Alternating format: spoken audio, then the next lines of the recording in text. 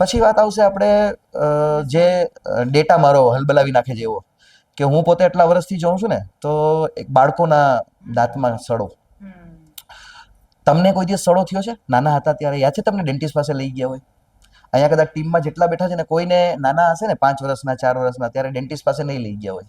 બહુ રેર હતું.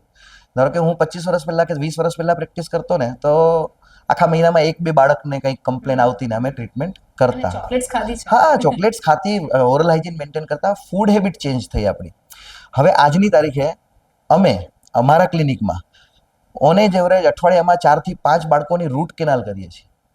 3 years, 4 years, 5 years, 6 years, 4-5 વર્ષ બચ્ચાને રૂટ કેનાલ, એને કેપ બેસાડવી પડે છે.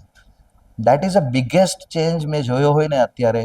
તો હવે ક્વેશ્ચન આવે ને કે વાય પહેલા નતું 30-35 વર્ષ પહેલા, અત્યારે અમે લોકો ચોકલેટ્સ ખાઈએ. હા, અને ઓલ્ડ જનરેશનને પૂછો, દાદાઓને પૂછો, તો એ લોકોને કોઈ દિવસ એવું નાનપણનું યાદ નથી કે રૂટ કેનાલ કરાવી પડી, દાઢ કઢાવી પડી હોય, નથી યાદ આવતું ને. હવે તમે અત્યારના પેરેન્ટ્સને પૂછશો ને, મારા બાળકના દાંતમાં સડો છે, સૂઈ નથી શકતા, રાત્રે ડેન્ટિસ્ટ પાસે ગયા હતા, પીડોડોન્ટિસ્ટ પાસે ગયા હતા, તો વાય.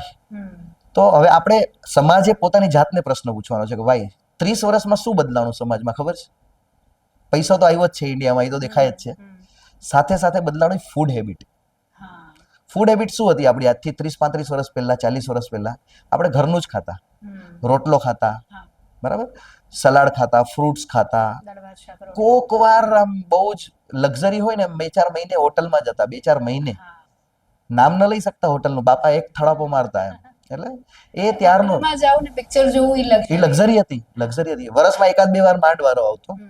તો જેમ પૈસા આવ્યા ને ઇન્ડિયામાં, એમ લક્ઝરીની સાથે સાથે ફાસ્ટ ફૂડ આવ્યા, જંક ફૂડ આવ્યા, રિફાઇન્ડ ફૂડ આવ્યા, ડબ્બાઓ આવ્યા, કાર્બોહાઈડ્રેટ્સ આવ્યા, અને એવી રીતના આવ્યા કે ઘરે ઘરે એટલો સ્વિફ્ટલી પગ પેસારો કરી દીધો કે આપણે ખબર પણ ના પડી. એટલે હવે આપણે આપણા બાળકને ચોકલેટ આપવી એટલે આપણે લક્ઝરી ગણીએ કે મારા રિલેટિવ અમેરિકાથી લઈ આવ્યા છે, એ આપણે શો ઓફ કરવા માટે વાપરીએ છીએ ને. પણ ખરેખર તમે દુશ્મન છો જો તમે એટલું બધું ફાસ્ટ ફૂડ, એટલું બધું ચોકલેટ્સને તમારા બાળકને આપો છો.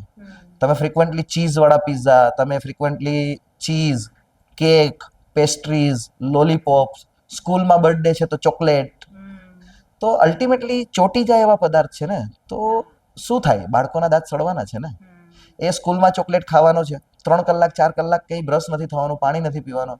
ઘરે આવીને તમે કદાચ રાત્રે બ્રશ કરાવતા હો, પણ અલ્ટિમેટલી તો દાંત સડવાના જ છે. અને પછી એને દુખાવો ઉપડે તો રૂટ કેનાલ કરાવવી પડે. એટલે એક વ્યક્તિ નહીં, ઘરના બધા વ્યક્તિ જાગતા હોય. કારણ કે નાના બાળકને દુખાવો થાય ને, અને એ જાગતું હોય ને રાત આખી, એટલે આખા ફેમિલીને ટેન્શન થાય. અને બાળકની રૂટ કેનાલ ટ્રીટમેન્ટ પણ સહેલી નથી. તમને હજી હું કહું કે 5 મિનિટ શાંતિથી બેસો તો બેસો, એ તો ધમપછડા કરશે. અને એને જેવા પકડીવા બી જાય લોકો. અને we don't want that also. કે આજે આપણે તમે કેમ ફોબિયા શબ્દ શરૂઆતમાં વાપર્યો હતો, હવે આજે એને પકડીને આપણે ટ્રીટમેન્ટ કરશું ને, બહુ આમ જકડીને, તો એના માઇન્ડમાં ફોબિયા આવી જશે.